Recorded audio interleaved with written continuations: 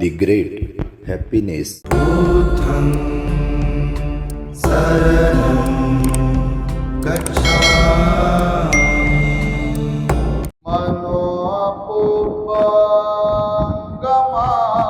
मनोपुपगमाधम्मा मनोसेठा मनोमया मनसाचे पदुटेन भासति वा करोति वा ततो न दुःखमन्वेति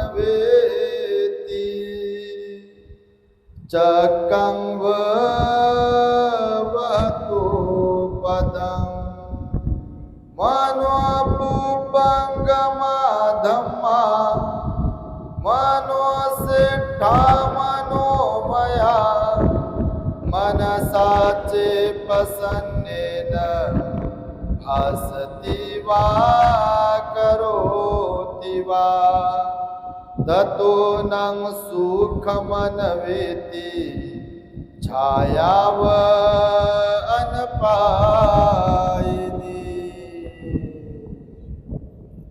संपूर्ण विश्वाला ज्यांनी सुख शांती मानवता तथा दुःख मुक्तीचा आर्य संदेश दिला असे ते दुःख मुक्तीचे मार्गदाता दुःख मुक्त महामानव महान कारुणिक तथागत भगवान सम्यक संबुद्ध तथागतांनी आपल्या शुद्ध प्रज्ञेतून निर्मिलेला सद्धम्म आणि त्याच सद्धम्माचा गेली 2500 वर्षांपासून सातत्याने अहोरात्र प्रचार आणि प्रसार करणारा पूजनीय भिक्खू संघ या महान आणि सर्वश्रेष्ठ अशा त्रिरत्नांना प्रथमतः त्रिवार अभिवादन करतो, ज्यांच्या महान आणि असीम त्याग प्रभावामुळे आपल्याला जो हा अनमोल असा बुद्ध धम्म लाभला आणि ज्यांच्यामुळे आपल्याला हे एवढे मोठे वैभव प्राप्त झाले असे महान युग प्रवर्तक भारतीय राज्यघटनेचे शिल्पकार परमपूज्य बोधिसत्व डॉक्टर बाबासाहेब आंबेडकर या महामानवाच्या महान अशा धम्मक्रांतीमध्ये संपूर्ण जीवनाला समर्पित करून आज या महान मंगलमय दिनी आपल्या सिंधुदुर्ग जिल्ह्यातील वैभववाडी तालुक्यातील मुक्काम नाधवडे या गावामध्ये असलेल्या नालंदा बुद्ध विहाराच्या प्रांगणात नाधवडे बौद्ध जन सेवा मंडळ मुंबई व ग्रामीण माता भीमाई महिला मंडळ मुंबई माता रमाई महिला मंडळ ग्रामीण मुक्काम नाधवडे तालुका वैभववाडी जिल्हा सिंधुदुर्ग यांच्या संयुक्त विद्यमाने महाकारुणिक तथागत भगवान बुद्ध बहुजन प्रतिपालक छत्रपती शिवाजी महाराज क्रांतीसूर्य ज्योतिराव फुले राजर्षी शाहू महाराज व भारतीय राज्यघटनेचे शिल्पकार विश्वरत्न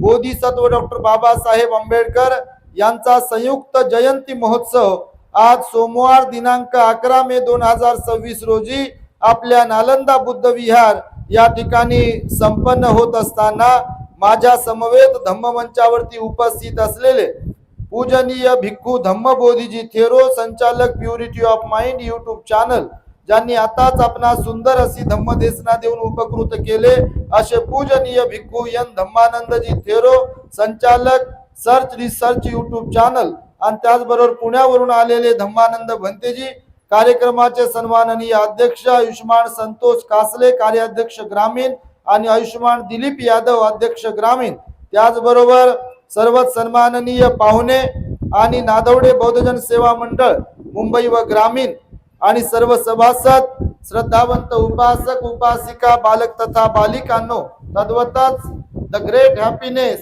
या आपल्या यूट्यूब चॅनलचे सर्वच दर्शक सर्वप्रथम तुम्हा सर्वांच्या प्रति मंगल मैत्री सद्भावना व्यक्त करतो आणि आपणा सर्वांच्या दुःख मुक्ती करिता तथागत भगवान बुद्धांद्वारा उपदेशिलेल्या धम्मोपदेशास प्रारंभ करतो।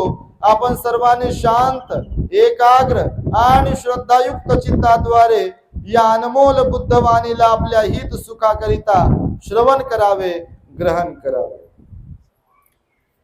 आज पहिल्यांदाच आम्ही इथे आपल्या गावामध्ये बौद्धवाडीमध्ये आलेलो आहोत.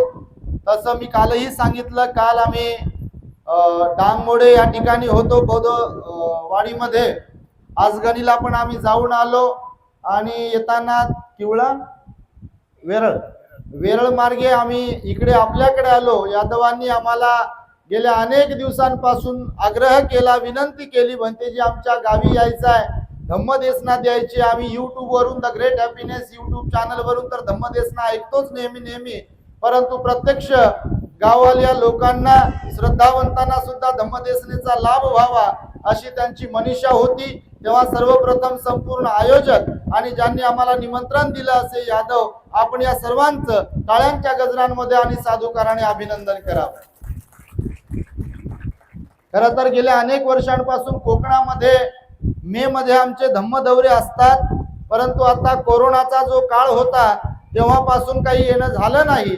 आणि विशेषत्वाने रत्नागिरीतल्या अनेक बौद्ध वाड्यांमध्ये आमच्या धम्मदेसना झालेल्या आहेत, परंतु इकडे सिंधुदुर्गामध्ये काही अधिक वेळा येणं झालं नाही. वैभववाडीच्या आपल्या स्मारकाच्या वेळेला आम्ही आलो होतो, कुपवाडीला सुद्धा आम्ही येऊन गेलो आणि काही ठिकाणी आम्हाला येणं झालं, परंतु इथे मात्र पहिल्यांदा आम्ही आलेलो आहोत. आम्हाला हर्ष होतोय. विहार आपलं प्रशस्त आहे. विहाराच्या बाजूला हे एवढं मोठं पटांगण आहे आणि त्यामध्ये हे लॉन लावलेलं आहे. आपण हिरवळ आहे सगळीकडे आणि तुमची सुद्धा संख्या चांगलीच आहे आणि त्यामुळे सकाळपासूनचा हा कार्यक्रम इथे संपन्न होतो आहे. बघा, खरं तर कोकण भूमी रत्नागिरी जिल्ह्यामध्ये बाबासाहेबांचं मूळ गाव आहे. त्या उद्देशाने तुम्ही पुण्यवान आहात, कारण बाबासाहेबांचं मूळ गाव कोकणामध्ये असल्या कारणाने बाबासाहेब काही जास्त काळ राहिले नाही कोकणामध्ये, परंतु त्यांच्या आजोबाचं वडिलांचं हे गाव कोकणामध्ये असल्या कारणाने बाबासाहेबही कोकणी होते असं एका अर्थाने आपण म्हणू शकतो. परंतु महापुरुष कोणत्याही एका परिसरापुरते, एरियापुरते मर्यादित राहत नसतात. त्यांचं कार्य जरी पाहिलं तर एखाद्या जातीपुरतं, संप्रदायापुरतं त्यांचं कार्य मर्यादित नसते आणि बाबासाहेबांचंही कार्य काही मर्यादित नाहीये. जरी ते कोकणाचे होते, परंतु नंतरचा काळ जर त्यांचा पाहिला तर मुंबईमध्ये त्यांचं राहणं होतं, मुंबईमध्ये शिक्षण झालं. त्यानंतर बाबासाहेब कोलंबिया विद्यापीठाला गेले, लंडन स्कूल ऑफ इकॉनॉमिक्स मध्ये गेले, जर्मनीला पण शिकले. अनेक ठिकाणच्या 32 डिग्र्या त्या बाबासाहेबांनी घेतल्या बघा आणि या देशाचं संविधान लिहिलं आणि इथल्या पददलित, शोषित, पीडित लोकांचा सर्वांगीण विकास त्या बाबासाहेबांनी केला. त्या महामानवाच्या मुळेच आज आपल्याला ही नवी ओळख निर्माण झाली. आज खातो तो घास आणि घेतो तो श्वास कोणामुळे आहे? कोणामुळे आहे? असं बोलायला शिका, प्रसन्न चित्ताने धम्मदेसना ऐका. नाही तर आम्हाला बऱ्याचदा सांगितलं साहेब की बा रत्नागिरी थोडं पुढे आहे धार्मिक दृष्ट्या, सामाजिक परिवर्तनाच्या चळवळीमध्ये. खरं खोटं काय माहिती नाही, आम्हाला अनुभव नाही आहे, पण सिंधुदुर्ग थोडा मागे आहे असं आम्ही ऐकलं होतं. परंतु तुमच्याकडे पाहून तसं काही वाटत नाही. तुम्ही पण पुढे आहात, तुम्ही पण धार्मिक आहात. परंतु परवाला एक जणाने सांगितलं इकडे अंधश्रद्धा भरपूर आहे, अनेक लोक काय काय मानतात, पाळतात वगैरे परंपरा, म्हणून धम्मदेसना किंवा धार्मिक कार्यक्रम वगैरे वगैरे जे काही आहे त्याची कमतरता आहे असं आम्हाला सांगितलं. खरं खोटं काय माहित नाही, तुम्हाला काय नाव ठेवत नाही, तुम्ही लय चांगलेच आहे, त्याचा काही विषय नाही आहे. परंतु चेहऱ्यावरून बऱ्याच गोष्टी कळतात बघा. तसं काही भविष्य वगैरे आम्ही पाहत नाही, पण सांगतो लहानपणापासून समाजातच आहोत. चेहरा पाहिली, हे फेस जो असतो का नाही, आपला जो चेहरा असतो ना, खूप काही सांगून जातो बघा. भंतेजी तुम्हाला पंचशील देत होते, भंतेजी वंदना घेत होते, आता हे भंतेजी प्रवचन देत होते, मी तुम्हाला ऑब्झर्व करत होतो बघा. कोणी मोबाईल मध्ये होतं, कोणी उठून तिकडे चाललं होतं, कोणी विहारामध्ये होतं, कोणी आपापसामध्ये बोलत होतं. वाईट नका वाटून घेऊ, मी असं थेट बोलत असतो जरा, पण तुम्ही जर इकडे तिकडे पाहत असाल, इतरांच्या धार्मिकतेला पाहत असाल, तर लोक फार श्रद्धावंत असतात बघा. त्यांची श्रद्धा, त्यांची धार्मिकता ते जपत असतात. बाबासाहेबांनी आपल्याला एवढं काही दिलंय की जे कधी कोणी आपल्याला देऊ शकणार नाही बघा. आपल्या लोकांची ओळख नव्हती. काल त्या डांगमोडेमध्ये होतो आम्ही, तिथे आपली 5च घरं आहेत. आपणास ठाऊक आहे सर, 5च घरं आहेत. तिथे किती आहे माहिती नाही मला, 5 मिळून त्यांनी जयंतीचा कार्यक्रम केला बघा. सुंदर असा तो कार्यक्रम केला आणि त्यांना बॅकग्राऊंड विचारलं त्यांचं की तुम्ही 5च लोक, मग 5च घरे इथे कशी आहेत काय, तर ते म्हणाले की भंतेजी डांगोडेकर सांगत होते की 100-150 वर्षांपूर्वी आम्ही इथे आणल्या गेलो, म्हणजे आम्हाला इथे काम करण्यासाठी आणलं, गुरं ओढण्यासाठी, म्हणजे मेलेली जनावरं ओढण्यासाठी म्हणून, किंवा ते तुमचं ग्रामदेवतांचे इथे कामं असतात कोकणामध्ये ते करून घेण्यासाठी म्हणून आम्हाला आमच्या त्या दुसऱ्या गावावरून इथे आणण्यात आलं. आमच्या पंजोबांनी आजोबांनी ती सगळी कामं केले, परंतु नंतरच्या काळामध्ये आम्ही धम्मदीक्षा घेतल्या आणि बाबासाहेब आम्हाला समजले, बाबासाहेबांच्या माध्यमातून बुद्ध आम्हाला समजले आणि बुद्ध धम्माची दीक्षा घेतली असल्या कारणाने 22 प्रतिज्ञा आम्ही पाळायला लागलो आणि बाबासाहेबांनी दिलेल्या 22 प्रतिज्ञांसह बाबासाहेब जे म्हणाले की शिका, संघटित व्हा आणि संघर्ष करा, बाबासाहेब शिका म्हणाले. त्यामुळे आम्ही शहरांमध्ये जाऊन शिकायला लागलो. कोणी कणकवलीमध्ये जाऊन शिकत होतं, कोणी मालवणात जाऊन शिकत होतं, कोणी वैभववाडीमध्ये जाऊन शिकत होतं. जिथे कुठे शाळांची कॉलेजांची व्यवस्था केलेली होती त्या ठिकाणी आम्ही शिकलो भंतेजी. आणि त्यांनी काल तिथे सांगितलं, मला आनंद होतोय तुम्हाला सांगण्यासाठी, तिथे सांगितलं डांगोडेकरांनी आम्हाला की आमची घरं जरी 5च आहेत भंतेजी, पण आमच्या वाडीतील 6 मुलं इंजिनियर आहेत आज. ही प्रगती ही बाबासाहेबांच्या मुळे आहे बघा. म्हणजे तीच लोक सांगत होती की आमच्या पूर्वजांना गुरं ढोरं मेलेली ओढण्यासाठीचं काम करण्यासाठी इथे बोलवलंय. आमची 5 घरं आहेत, पण बाबासाहेबांच्या मुळे आम्ही शिकलोय आणि आमच्या वाडीतून 6 इंजिनियर झाले आहेत. मेडिकल फील्डचं पण शिक्षण घेणारी विद्यार्थी आमच्या वाडीतून निर्माण होत आहे. ही मोठी जमेची बाजू आहे. तुम्ही मायबाप समाज आहात बंधू भगिनींनो, बाबासाहेबांनी सर्व काही दिलंय आपल्याला, सर्व काही दिलं. काल धड कपडे नसायचे आपल्या अंगावरती. हे जे काही चांदी सोनं, मुंबईमध्ये तुम्ही राहताय, मुंबईमध्ये प्रत्येकाची घरं आहेत. आज चाकरमानी लोक कोकणातली मुंबईमध्ये असतात आणि मुंबईमध्ये चांगल्या चांगल्या हुद्द्यांवरती आपली लोक कामाला आहेत. बिझनेसमॅन सुद्धा आहेत, मोठमोठ्या कंपन्यांमध्ये मॅनेजर सुद्धा आहेत, फिल्म इंडस्ट्रीमध्ये सुद्धा कोकणातली लोक आहेत आपल्या. परंतु ही पात्रता कोणी निर्माण करून दिली? ही संधी कोणी दिली आपल्याला? ही फक्त आणि फक्त संधी डॉक्टर बाबासाहेब आंबेडकरांनी आपल्याला मिळवून दिली आहे. याचा विसर कधी आपल्याला पडता कामा नये, हे तुम्ही काळजावर करून ठेवलं पाहिजे. जरी आज आपण मेहनत करीत असलो तरी ही लायकी, ही पात्रता, ही अबिलिटी निर्माण करून देण्याच्या मागे जर श्रेय कोणाचं असेल तर ते म्हणजे फक्त डॉक्टर बाबासाहेब आंबेडकरांचा आहे. आणि त्या बाबासाहेब आंबेडकरांनी आपल्याला काही जबाबदाऱ्या पण दिलेल्या आहेत. माहिती आहे तुम्हाला? बाबासाहेब म्हणाले का फक्त मी दिलंय तुम्हाला, फुकट दिलंय सारं आणि तुम्ही खात राहा फक्त गात राहा, बोलो रे बोलो जय भीम. इकडून आला तिकडून आला, वरतून आला खालून आला कुठून आला, बघता काय सामील व्हा. बाबासाहेबासारखं कोणी नाही, भगवान बुद्धासारखं कोणी नाही, असं म्हणते उन्हाळ्यात गावाकडे येऊन. आणि पुन्हा जे मुंबई जाते ते बस लोकल ट्रेन, ते ऑफिस, ऑफिस वरून लोकल ट्रेनहून घर, विषय जीवनाचा संपला. आम्ही तिकडे प्रवचन देत असताना नेहमी अशा प्रकारच्या वर्गाला की जे फक्त फोकस करतात स्वतःवरतीच, बाल्याची माय, बाल्याची बायको, बाल्याचे लेकर आपापल्या खोलीत, आणि बाकी सगळं गेलं, दुनिया गेली म्हणते चुलीत. बाकी काही सुचत नाही, विहार नाही, धार्मिक कार्यक्रम नाही, प्रवचन नाही. किंवा बाबासाहेबांनी आपल्याला जबाबदारी दिली आहे, आपली बुद्धिमत्ता खर्च करायला सांगितली समाजासाठी, आपला वेळ समाज परिवर्तनासाठी द्यायला सांगितलेला आहे, आपला पैसाही समाज कार्यासाठी खर्च करायला सांगितला आहे. याचा पण विसर पडतो बघा काही लोकांना. आज तुम्हाला माहित असायला पाहिजे, देशामध्ये आपले असं वातावरण आहे की बाबासाहेबांची पदोपदी विटंबना केली जाते बघा.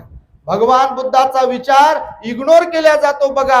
आणि त्यामुळे तुमची माझी प्रत्येकाची जबाबदारी आहे की त्या बाबासाहेबांच्या विचारांचा प्रचार आणि प्रसार आपण करू शकलो पाहिजे. भगवान बुद्धाच्या धम्माचा प्रचार आणि प्रसार आपण करू शकलो पाहिजे. त्यासाठी आपल्याला वेळ, बुद्धिमत्ता आपली खर्च करता आली पाहिजे. आपल्याला आपलं बुद्धिमत्ता खर्च करून वेळ देता आला पाहिजे आणि पुढे समाजालाही घेऊन जाता आलं पाहिजे. फक्त संध्याकाळी कव्वाल्या झाल्या, मिरवणूक झाली आणि नाचो रे नाचो, जय भीम बोलोन किधर भी चलो, असा जर नारा घेत असेल आणि देत असेल आपण, तर मला सांगा येणाऱ्या पिढीचं कसं होईल?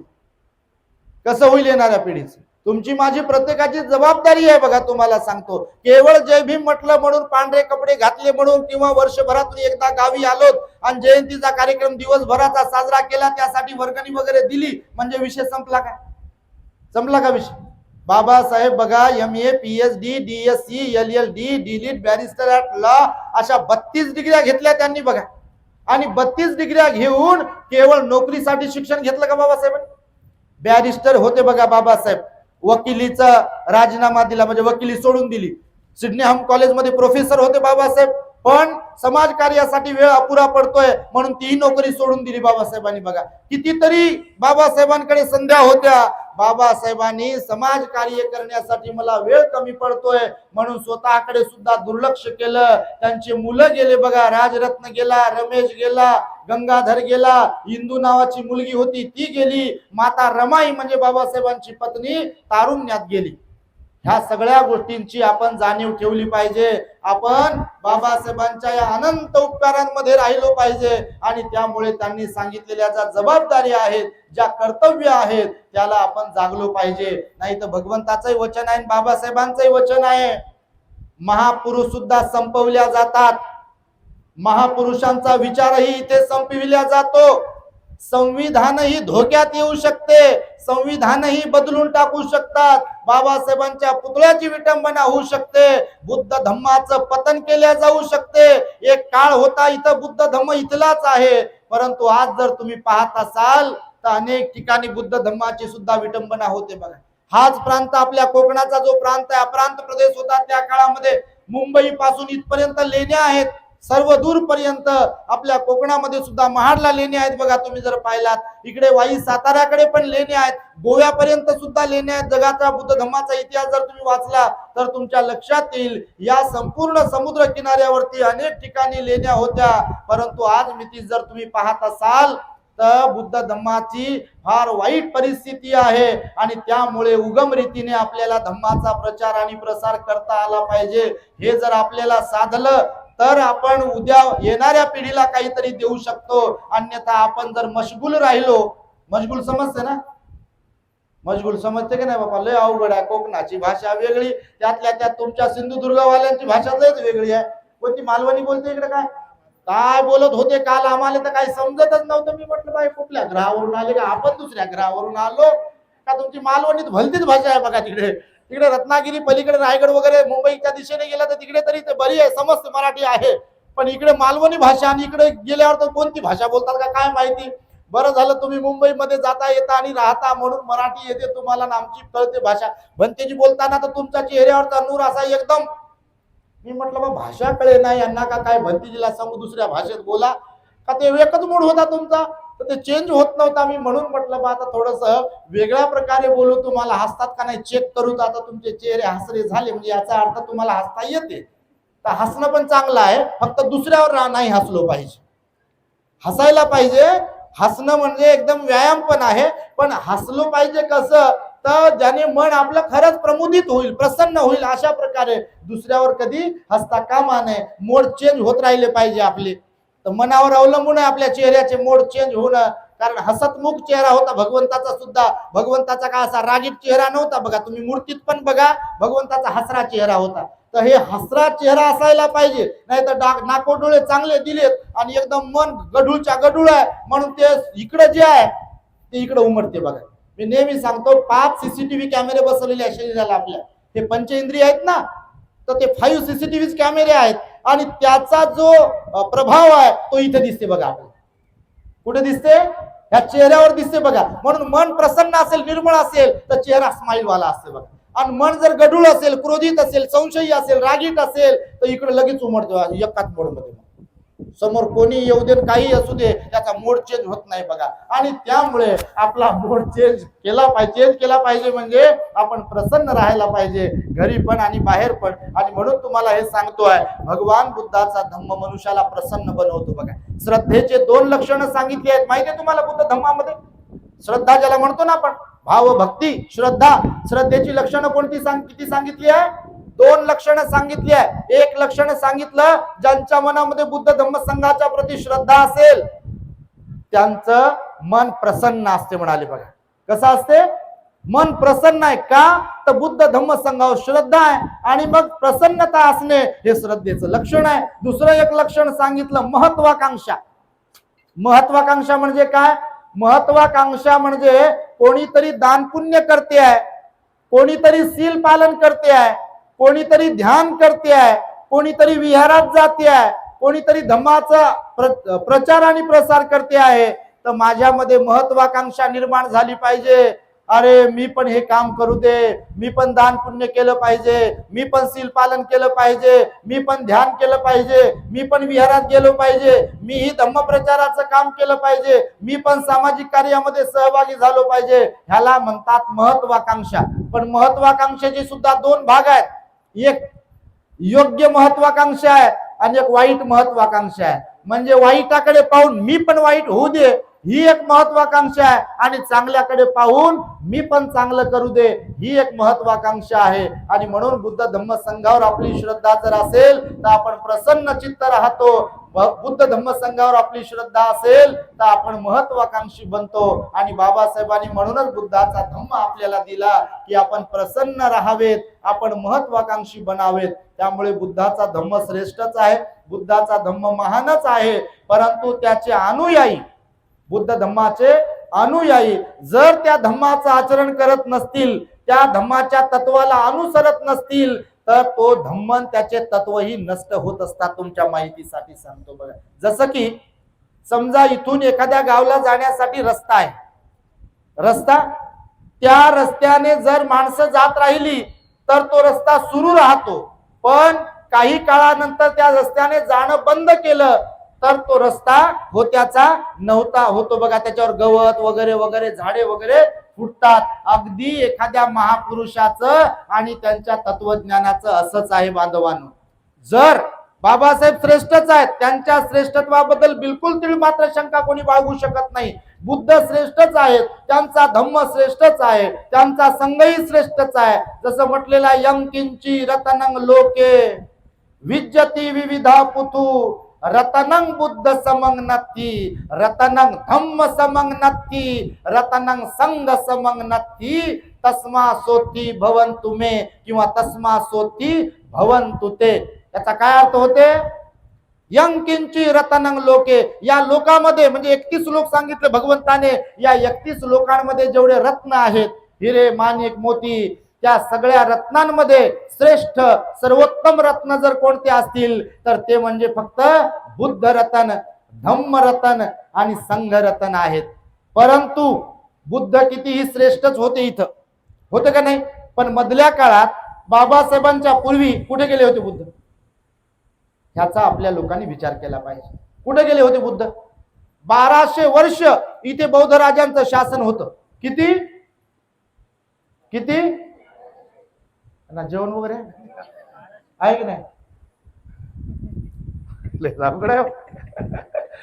1200 वर्ष इथे बौद्ध राजांची सत्ता होती. 12व्या 13व्या शतकानंतर इथे बुद्ध धम्माचा पाडाव केला गेला. पुष्यमित्र शृंगाच्या माध्यमातून भिक्खूंच्या कत्तली करण्यात आल्या. नालंदा विश्वविद्यापीठ जाळून टाकण्यात आलं. 18-19 विद्यापीठ इथे बौद्ध लोकांचे होते, ते नेस्तनाबूत केले, ते नष्ट केले. बौद्ध भिक्खूंना सळो की पळो करून सोडलं, ग्रंथ जाळून टाकले आणि अशा प्रकारे धर्मगुरूंना नष्ट केल्या गेलं. धार्मिक स्थळ संपविण्याचा कटकारस्थान केलं आणि धर्मग्रंथ सुद्धा जाळले.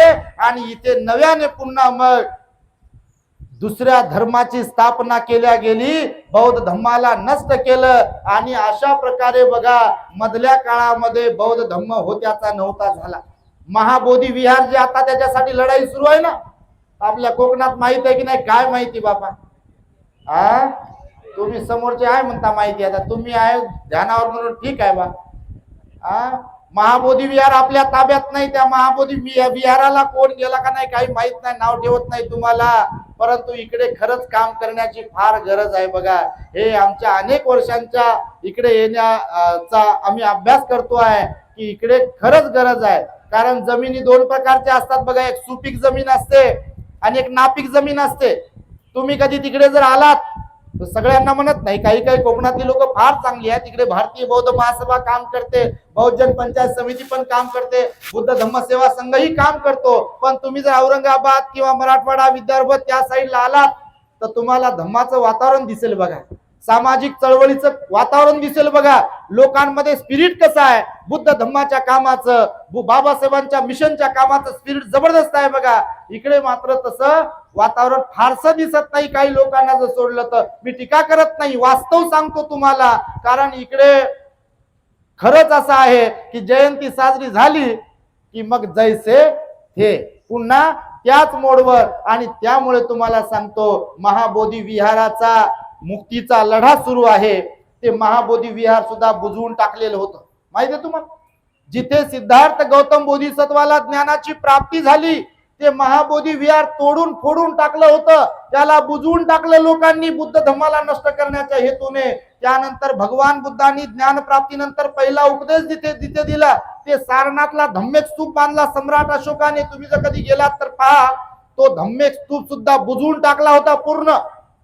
त्यानंतर लुंबिनीला नेपाळमध्ये, आता तेव्हा भारताचा भाग होता, आता तो नेपाळचा भाग आहे. लुंबिनीमध्ये बोधिसत्वाचा जन्म झाला महामायेच्या पोटी, ते सुद्धा स्थळ नष्ट केलं होतं. आणि त्यानंतर कुशीनारा जिथे त्या भगवान बुद्धाचं महापरिनिर्वाण झालं होतं तेही सुद्धा स्थळ नष्ट केलं होतं विघ्न संतोषी लोकांनी. आणि नंतरच्या काळात मग इथे बाबासाहेब जन्माला आले. बाबासाहेबांनी न भूतो न भविष्यती अशा प्रकारची धम्मक्रांती घडवली. रक्ताचा एकही थेंब न सांडविता इथे धम्मक्रांती घडवली. आणि बाबासाहेबांच्या हाकेला ओ दिला त्या काळातल्या अशिक्षित लोकांनी. तेव्हा शिकलेला वर्ग होता का 56ला? आता तुम्ही सगळे शिकलेले आहे, पण बाबासाहेबांनी शिकलेल्या लोकांची एक काय म्हणू त्याला नैराश्यजनक परिस्थिती पाहून आग्र्याच्या भाषणात बाबासाहेब म्हणाले, मला शिकलेल्या लोकांनी धोका दिला. का म्हणाले असतील? एकीकडे तेच बाबासाहेब म्हणतात शिक्षण हे वाघिणीचं दूध आहे, जो पिल तो गुरगुरल्याशिवाय राहणार नाही. शिक्षण हे दुधारी तलवारी सारखं आहे. एकीकडे तेच बाबासाहेब शिक्षणाचं महत्व विशद करतात आणि तेच बाबासाहेब आग्र्याच्या सभेमध्ये बोलतात की मला शिकलेल्या लोकांनी धोका दिला. का म्हणाले असतील? तुमच्यापैकी कोणी चिंतन केलं याबद्दल की का म्हणाले असतील बाबासाहेब असं? जे स्वतः एवढं उच्च विद्या विभूषित शिकलेले होते ते बाबासाहेब का म्हणाले असतील आग्र्याला की मला शिकलेल्या लोकांनी धोका दिला? माहिती आहे तुम्हाला?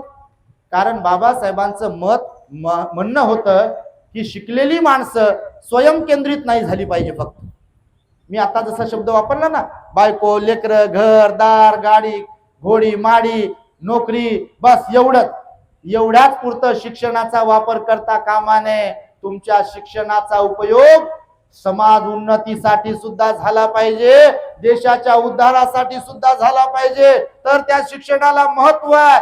जर ते शिक्षण केवळ तुम्ही पैशासाठी घेत असाल, पोटाची खळगी भरण्यापुरतच शिक्षण घेत असाल तर त्या शिक्षणाला काही अर्थ नाही आहे, हे बाबासाहेबांचं म्हणणं होतं. आणि त्यामुळे बाबासाहेब बघा एवढं मोठं काम करू शकले. आज आपल्याही समाजातल्या लोकांनी, विशेषतः तरुणांनी आणि तरुणींनी जर मनावर घेतलं की मला समाजाचा उद्धार करायचा आहे, मला पण काम करायचं आहे बाबासाहेबांसारखं, असा जर चंग बांधला, आपला स्वार्थ आणि मीपणा अहंकार जर बाजूला सारला तर खूप चांगलं काम होऊ शकते बघा. परंतु माशी शिंकते ती म्हणजे अहंकार आणि स्वार्थामध्ये.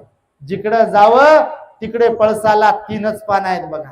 आता तुमचं इकडं सिंधुदुर्गचं काय वातावरण आहे माहित नाही, परंतु अहंकारानं भरलेली माणसं, स्वार्थानं भरलेली माणसं. एखादा कार्यक्रम होणार असेल की तिथे माझं नाव गाव होईल का, मला महत्व दिल्या जाईल का, पत्रिकेत माझं नाव आहे का, माझं स्वागत होईल का, ही अपेक्षा ठेवणारी जर माणसं असतील तर काय काम होईल बाबासाहेबांचं? होईल का? होणार नाही बघा. तरुणांना पण लक्षात ठेवा हे की बस अपेक्षा ठेवून करत असाल की मला महत्व द्या, मला महत्व द्या, माझं नाव घ्या, माझं स्वागत करा, मला हा माईक द्या, मला हार टाका. अरे असं जर होत असेल तर काय बाबासाहेबांचं काम होईल? त्या बाबासाहेबांनी जर ही अपेक्षा केली असती तर मला सांगा, आज मी तर म्हणतो बोलायला बरं नाही वाटणार, पण कुत्र्याचे हाल असते आपले. कुत्र्यासारखे. कारण काल कवडी मोल जिने वामनचे होते. कवडी होती त्या काळामध्ये. कवडी समजते ना, बैलाच्या वगैरे गळ्यामध्ये बांधतात ती कवडी. वामन दादाने लिहिलं, काल कवडी मोल जिने वामनचे होते, आज जुळे जगताशी प्रेमाचे नाते, बुद्धाकडे जग हे वळे. कोणामुळे? भीमा तुझ्या जन्मामुळे. ही परिस्थिती बाबासाहेबांमुळे आहे बघा. ते बाबासाहेब मिलिंद महाविद्यालयाचा औरंगाबाद मध्ये, तुम्ही कधी आलात या औरंगाबादला, आम्ही तिकडे राहतो औरंगाबादला. या अजंठा एल्लोरा केव्ज आहे, तुम्हाला मी दाखवेल तुम्ही जर इकडनं आलात तर नक्कीच. कारण औरंगाबाद फार सुंदर आहे. बाबासाहेब तिथे थांबले, राहिले. तिथे थांबून बाबासाहेबांनी नागसेन वनाची भूमी विकत घेतली. फार मोठी 200 एकरापर्यंत जागा बाबासाहेबांची आहे. किती? 200 एकरापर्यंत बाबासाहेबांची जमीन आहे. आणि त्या भूमीला बाबासाहेबांनी नाव दिलं नागसेन वन. काय नाव दिलं? नागसेन वन. माहिती आहे तुम्हाला कोण नागसेन होते? का नाव दिलं नागसेनाचं? तर नागसेन हे नाव दिलं मिनांडर नावाचा जो राजा होता, ज्याला मिलिंद म्हटलं, ग्रीक देशाचा राजा. मिलिंद प्रश्न ग्रंथ माहितीये का तुम्हाला? कोणाकोणाला माहिती? हात वर करा. खरोखर बापा बापा बापा बापा, लय अवघड गोष्ट आहे की होई ही. सांगा तुम्ही. बाबासाहेब कोकणाचे. मी तुम्हाला प्रश्न विचारला की मिलिंद प्रश्न कोणाकोणाकडे आहे, तर एवढे कमी हात वर व्हावेत काय? तुम्ही मुंबईकर कोण कोणात? हात वर करा. मुंबईकर कोण कोणात? मुंबईला कोण कोण राहते तुमच्यापैकी? काही मागत नाही तुम्हाला, फक्त हातच वर करा. मागत नसतो आपण कधी. तर आता जेव्हा मुंबईला जाल तर चैत्यभूमीला जा. चैत्यभूमीच्या समोर तिथे स्टॉल्स आहेत, तिथे ग्रंथ घ्या. हा मिलिंद प्रश्न मराठीवाला पण आहे, हिंदीवाला पण आहे, इंग्लिशवाला पण ग्रंथ आहे. तुम्हाला जी भाषा अवगत आहे त्या भाषेतला हा ग्रंथ घ्या. त्याच्यामध्ये बुद्ध धम्माचं एवढं सुंदर असं तत्वज्ञान सांगितलं बघा, प्रश्न उत्तराच्या माध्यमातून. त्या ग्रंथच त्यांच्यामुळे तयार झाला की एक राजा होता ग्रीक देशाचा मिलिंद, आणि एक भंते होते नागसेन नावाचे. त्या दोघांचे बुद्ध धम्मा संबंधित प्रश्न उत्तर झाले, आणि ते प्रश्न उत्तरांवरती एक ग्रंथ तयार केलेला आहे. तो ग्रंथ बाबासाहेबांनी वाचला आपल्या, आणि बाबासाहेबांनी त्या मिलिंद महाविद्यालयाचं जे बांधकाम केलंय त्याच्या परिसराला उच्च विद्वान असलेले नागसेन भंतेजी, त्यांचं नाव दिलं नागसेन वन, आणि आपल्या महाविद्यालयाला नाव दिलं मिलिंद. तर मिलिंद राजा होता. बाबासाहेबांनी तिथल्या एंट्रन्सला लिहून ठेवलं, आपलं भाषण दिलं बाबासाहेबांनी मिलिंद कॉलेजच्या तिथे विद्यार्थ्यांना उद्देशून. आणि बाबासाहेब म्हणाले विद्यार्थ्यांना, प्राध्यापकांना, या महाविद्यालयातील विद्यार्थी हा राजा मिलिंदासारखा असावा, आणि या महाविद्यालयातील प्राध्यापक हा भंते नागसेनांसारखा घडावा, हे निक्षून बाबासाहेबांनी तिथे सांगितलं. म्हणून तुम्ही तो मिलिंद प्रश्न ग्रंथ वाचला पाहिजे, हे तुम्हाला सांगतो. तुमच्या प्रत्येकाच्या घरामध्ये तो ग्रंथ असायला पाहिजे. आणि दुसरा सर्वात महत्वाचा ग्रंथ तो म्हणजे डॉक्टर बाबासाहेब आंबेडकरांनी लिहिलेला द बुद्ध अँड हिज धम्म, म्हणजे बुद्ध आणि त्यांचा धम्म. हा ग्रंथ तुमच्या घरात असायला पाहिजे. कोणाकोणाच्या घरात? हात वर करा. खरं खरं हात वर करा, नाही तर मी तुम्हाला विचारेल बघा, चष्मेवाले उठा म्हणून त्या ग्रंथातलं काही विचारत नाही. पण ही निराशजनक परिस्थिती जी आहे ती फार काही शिकवून जाते. माझ्या भावांनो, बहिणींनो, बाबासाहेब शिकलेले होते, आपण त्यांचे अनुयायी आहोत. आणि अनुयायी त्यांनाच म्हणतात की ज्यांचे आपण अनुयायी म्हणून घेतो, त्यांचं अनुसरण करणारे जे असतात, अनुकरण करणारे जे असतात, त्यांनाच अनुयायी म्हणतात. फक्त जय भीम बोलून किधर भी चलो आणि नाचो रे नाचो, त्यांना अनुयायी म्हणत नसतात. ते तर कोणाला जमते? नाचायला कोणाला जमत नाही, डान्स करायला. डीजे लागला की कोणी नाचते पहा.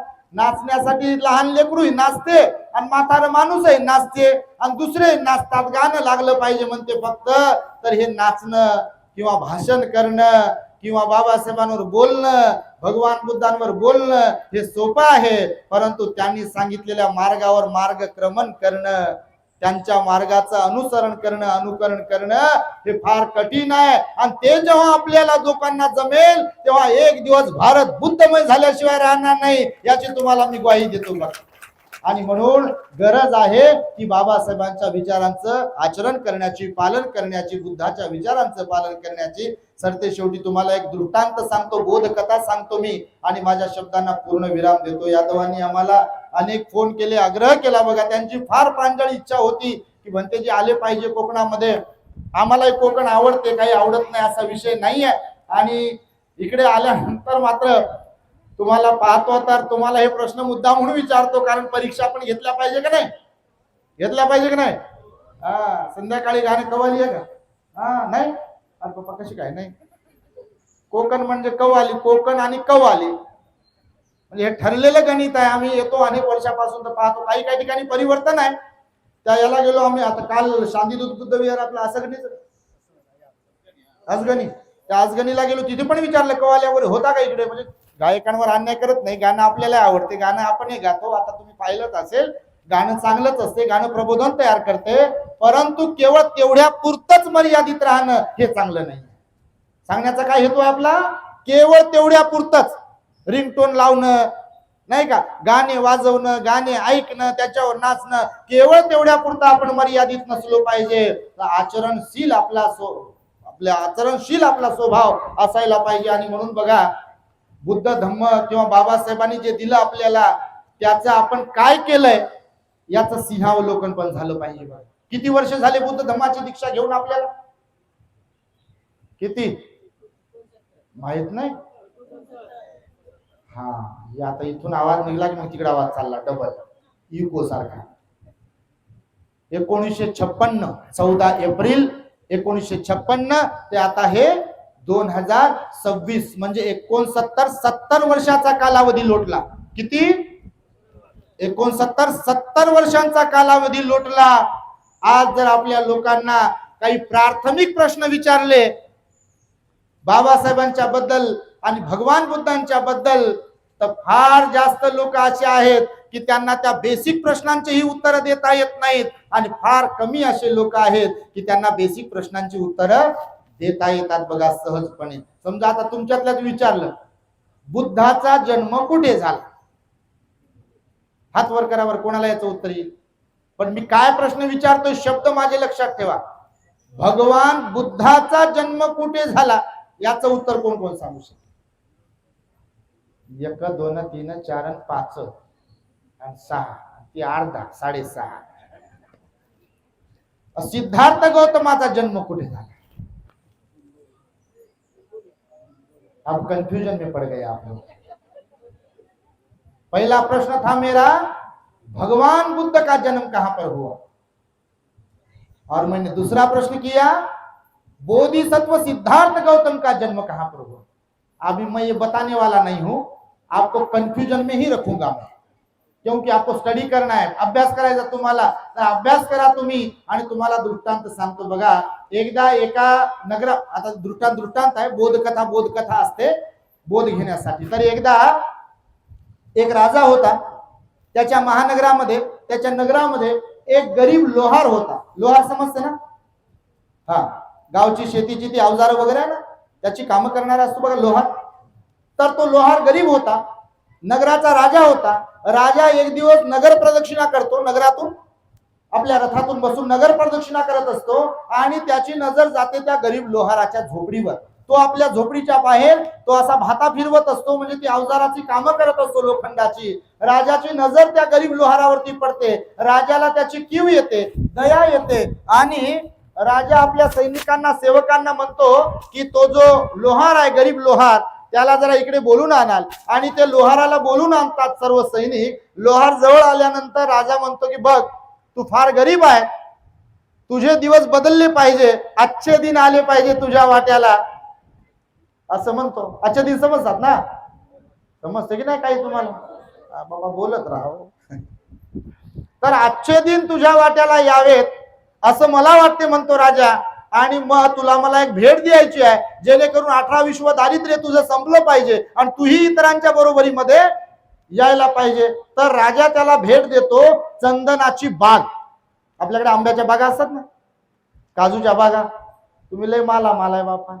अरे गुलामी का टूट गया जाल, ये है मेरे भीम का कमाल, ये भिकारी बने माला माल, ये है मेरे भीम का कमाल. खरं की खोट? असू द्या. तर ते राजाला कीव आली बघा, दया आली, करुणा आली त्या लोहाराच्या बद्दल, आणि त्या लोहाराला चंदनाची बाग भेट दिली. तर जेव्हा चंदनाची बाग भेट दिली तेव्हा चंदनाची रोपटी छोटी छोटी होती. मग चंदनाची बाग भेट दिली राजाने, आणि राजा आपापल्या कामामध्ये लागला. पुन्हा काही दिवस लोटली. काही दिवस लोटल्यानंतर पुन्हा राजाची नगर प्रदक्षिणा सुरू झाली नगरातून, आणि नेमका राजा त्या झोपडीजवळ आला, आणि तेव्हा त्याला त्या लोहाराची आठवण आली. आणि सैनिकांना राजा पुन्हा म्हणाला की अरे, इथला एक गरीब लोहार होता, त्याचे दिवस बदलावेत, त्याच्या वाट्याला आजचे दिन यावेत, म्हणून त्याला मी चंदनाची बाग भेट दिली होती. जरा पहा तर काय परिवर्तन झालाय, त्याचे पण दिवस बदलले असतील, त्याचे मुलं बाळ चांगल्या हुद्द्यावरती लागले असतील, तो पण धनवान बनला असेल, जरा पहा. आणि तो असेल तर त्याला जरा बोलून घ्या. राजाने आठवण केली आहे, बोला त्याला.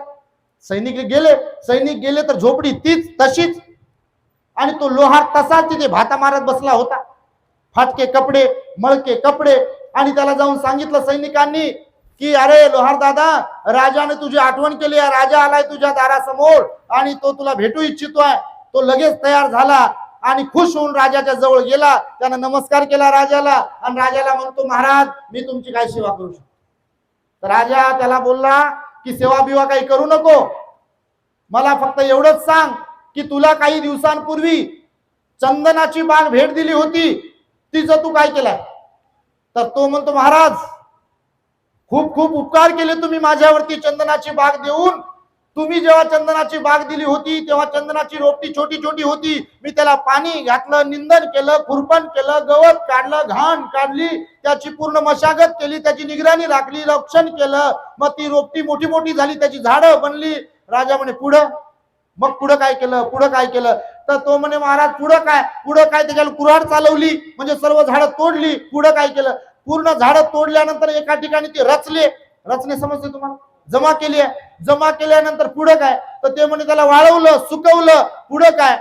पुढं काय? त्याला काडी लावली, आग लावली, पेटले. पुढे काय केलं? तर महाराज पुढे काय केलं? तर काय केलं? पुढे पेटले आणि ती पूर्ण त्याची राख झाली. काही कोळसा झाला. मी लोहार माणूस आहे, मला कोळसा लागतो, म्हणून मी काही कोळसा माझ्यासाठी बाजूला ठेवला, आणि बाकीचा उरलेला कोळसा माझ्या नातेवाईकांना वाटून टाकला, आणि जी राख झाली होती ती फेकून दिली. राजानं डोक्यावर हात मारून घेतला.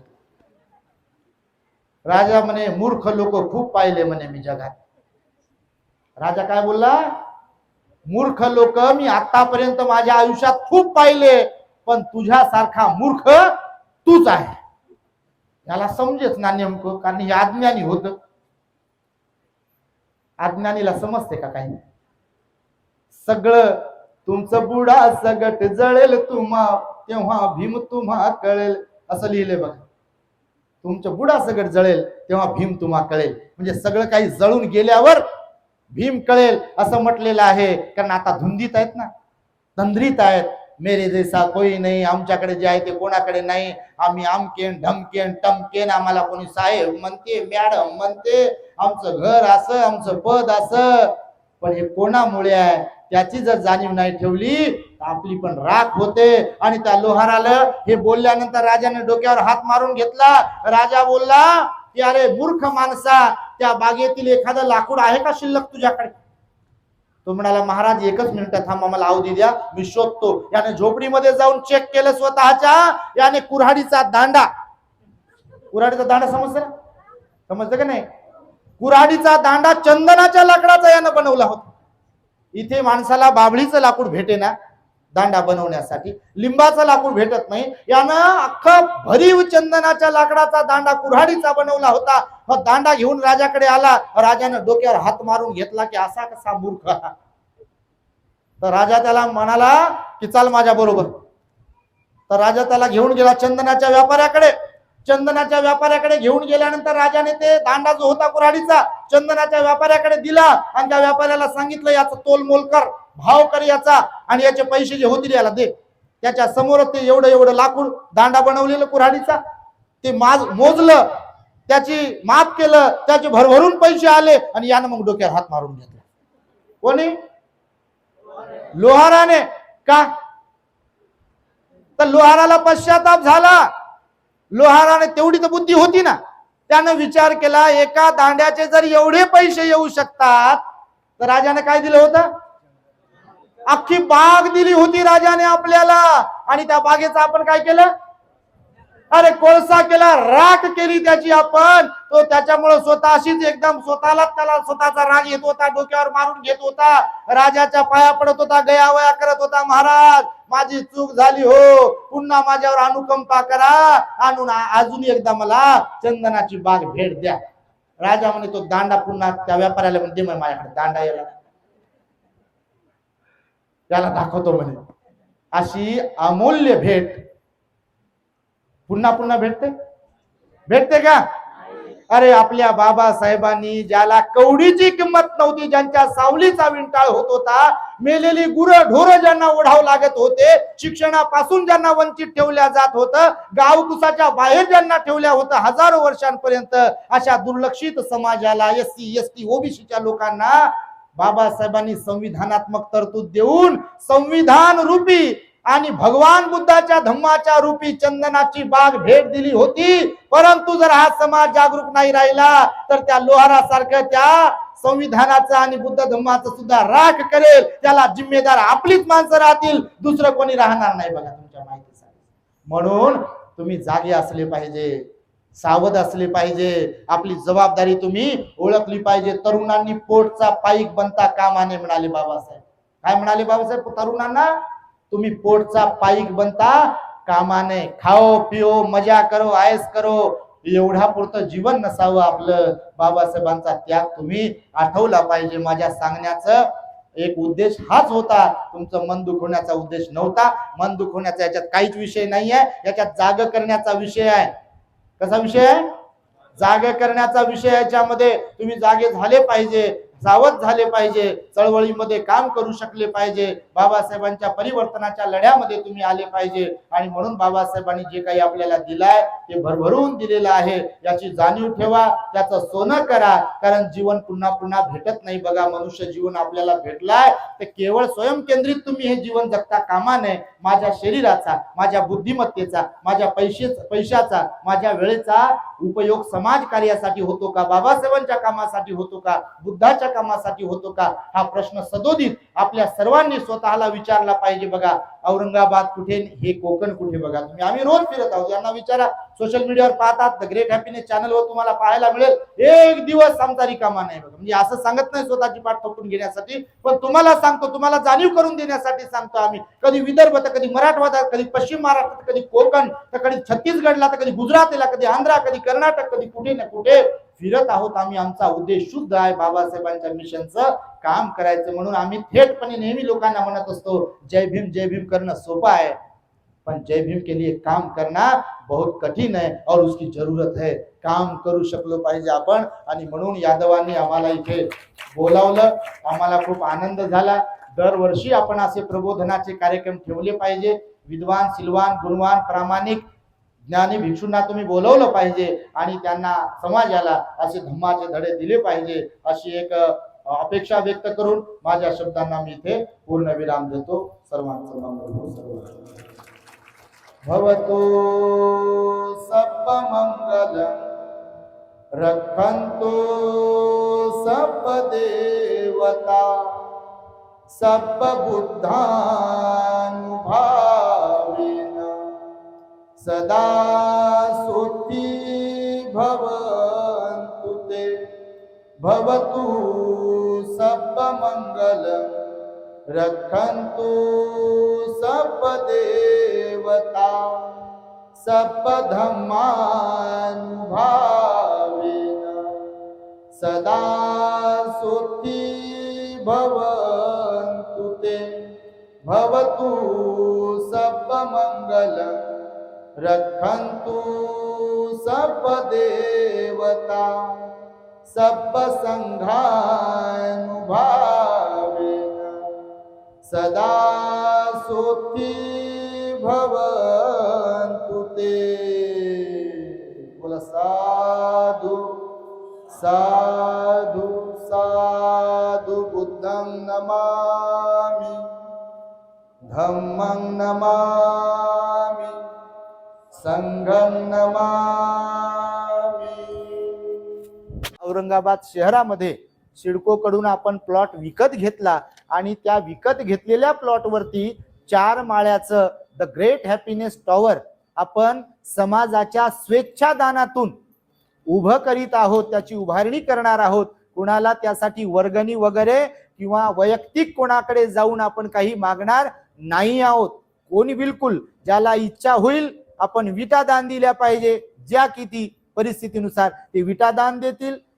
ज्यांना सिमेंट दान द्यायची ते सिमेंट दान देतील, ज्यांना रेती दान द्यायची रेती दान देतील, ज्यांना लोखंड दान द्यायचं लोखंड दान देतील, किंवा बिल्डिंग साठी इमारतीसाठी जे जे म्हणून लागेल ते स्वेच्छेनं जे दान देतील त्यांचं दान स्वीकारल्या जाईल. मग ते मजुरीसाठी आर्थिक दान असेल किंवा जे कुठलं दान असेल, पूर्ण इमारत होईपर्यंतचं, तर समाजाच्या स्वेच्छा दानातून इमारत उभी राहील. भिक्षू संघाला ती अर्पण केल्या जाईल, तिचं लोकार्पण होईल. समाजाने जर साथ दिली आणि समाज फार चांगला आहे हे आम्ही अनुभवत आहोत. कोणाला मागायची गरज नाही आहे वैयक्तिकरित्या, कोणाला जाऊ कोणाकडे वर्गणी वगैरे मागायची. लोक फार चांगले आहेत. लोकांमध्ये आता परिवर्तन होत आहे. आम्ही पाहतोय गावोगावी खेडोपाड्यात शहरात तिकडं जातोय, प्रचंड गर्दी करतायत लोक. जे इच्छुक दानदाते आहेत ते आपल्या परिवाराकडून, आई वडिलांच्या स्मृतीप्रित्यर्थ असेल किंवा घरातलं कोणी गेलंय त्यांच्या स्मृतीप्रित्यर्थ असेल, हे जे काही मटेरियल लागणार आहे, आपल्याला सामान साहित्य लागणार आहे बांधकामासाठीचं, ते तुम्ही दान देऊ शकता. आमचे कपिल सातदिव साहेब आहेत, त्यांचा स्क्रीनवर नंबर येतो, तर त्यांच्याशी संपर्क साधावा. आपला जो 9890437445 हा फोन पे गुगल पेचा नंबर आहे. त्याचबरोबर चॅनलवरती आपल्या अकाउंट नंबर आहे आपल्या संस्थेचा, त्या अकाउंट नंबरवरती सुद्धा आपण दान पाठवू शकता. किंवा कधी कधी नंबरवरती मला वाटतं काही लिमिट वगैरे दाखवते, काही उपासक सांगतात तसं, तर ते लिमिट दाखवत असेल तर स्कॅनर जे आहेत आपले, त्या स्कॅनरवर स्कॅन करू शकता. किंवा संस्थेचं जे अकाउंट आहे त्या अकाउंटवर सुद्धा तुम्ही दान देऊ शकता. इच्छुक श्रद्धावंतांच्यासाठी लोक विचारतात म्हणून आता बोलण्याच्या ओघामध्ये मी हे सांगत आहे. सांगण्याचा हेतू एवढाच आहे, तन्मन धनाने बांधकामासाठी डॉक्टर बाबासाहेब आंबेडकरांना अभिप्रेत असलेला आदर्श बौद्ध समाज निर्माण करण्याच्या उपक्रमांतर्गत सुरू असलेल्या या कामासाठी आपण सहकार्य कराल ही एक धम्म भावना ठेवून माझ्या शब्दांना पूर्ण विराम देत आहे.